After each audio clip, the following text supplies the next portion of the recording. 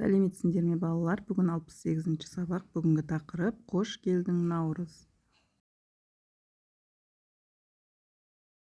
Бүгінгі сабақта мәтінге қажетті ақпараттарды белгілейсің. Мәтін бойынша сұрақтарға жауап бересің. Бірінші тапсырма: суретке зер сал. Бірінші: жылдың қай мезгілі, қандай мейрам? Оны неден байқадың?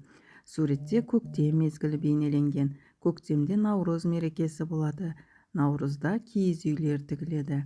Және ұлттық ойындар ойнап, Наурыз көже пісіреді екен балалар. Екінші тапсырма: мәтінді түсініп оқы. Наурыз күні жасалатын іс-шараларды белгіле. Наурыз мерекесі: әр адам отбасы мүшелерін немесе туыс-туғандарымен, дос-жарандарын ұлыстың ұлы күнімен құттықтап, жақсы тілек тілейді. Наурыз көжеден дәм татады. Наурыз көже келер жылғы молшылықтың жоралғысы ретінде әр шаңырақ міндетті түрде жасайтын арнаулы тағам. Бұл мерекенің ерекшелігі күн сәлемдесумен басталады. Алтыбақан құрылып, ұлттық ойындар ойналады. Айтылмаған ән, тартылмаған күй қалмайды. Бір тал кессең, 10 тал ек деген қариялар бұлақ басына ағаш егеді. Наурыз жаңғырған салт дәстүрлер жинағынан. Келесі үшінші тапсырма: мәтін бойынша сұрақтарға жауап беріңдер. Ұлыстың ұлы күні дегенді қалай түсінесің? Наурыз көже қандай тағам? Наурыз мерекесі қалай тойланады? Қазақ халқының ежелден келе жатқан мейрамы Наурыз, көктем мезгілінің жетіп, күн мен түннің теңеліп, табиғат ананың оянатын уақытымен тұспа-тұс келеді. Жаңа күн дегенді білдіреді. Екінші: наурыз көже ұлттық тағам. Келер жылғы молшылықтың жоралғысы ретінде наурыз тойында әрбір шаңырақта міндетті түрде әзірленген.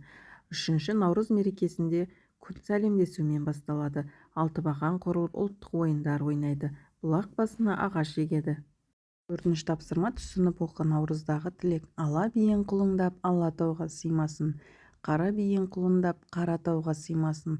Үйіңнің алды той болсын, қораң толы қой болсын. Қазаныңда қайнаған күлкілдеген май болсын. Айың тусын оңынан, күнің тусын солыңнан. Мал мен басың тең өсіп, кетпесін дәулет қасыңнан. Бесінші тапсырма: наурыздағы тілек ойыны. Ата-анаңа, ұстазыңа, достарыңа: әке, ана, сіздерді наурыз мерекесімен құттықтаймын, ғұмырлы болыңыздар. Құрметті ұстазым, мереке құтты болсын. Биік белестерді бағындырып жүре беріңіз. Достарым, ешқашан қатарымыз ажырамасын. Бір-бірімізге деген ақ адал сенімімізге көлеңке түспесін. Достығымыз мәңгі болсын. Аман болыңдар. Алтыншы тапсырма: мәліметтерді пайдаланып, наурыз мерекесіне қатысты 3 сөйлем құра. Ұлыстың ұлы күні наурыз шығыс халықтарында жылбасы мерекесі ретінде тойланады. Наурыз мерекесіне тән көпшілікке 7 түрлі дәмнен наурыз көже пісіреді.